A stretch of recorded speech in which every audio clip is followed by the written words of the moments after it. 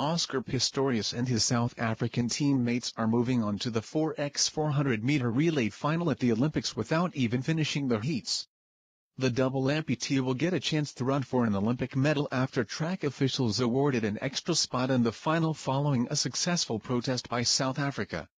In the opening round Thursday, a Kenyan runner collided with South Africa's Offense Mogoane as he made his way around the final bend.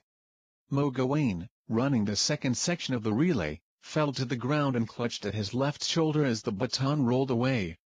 Set to run next in the relay, Pistorius stared at the scene in disbelief. He put his hands on his head and began walking off the track, figuring his time in London was done.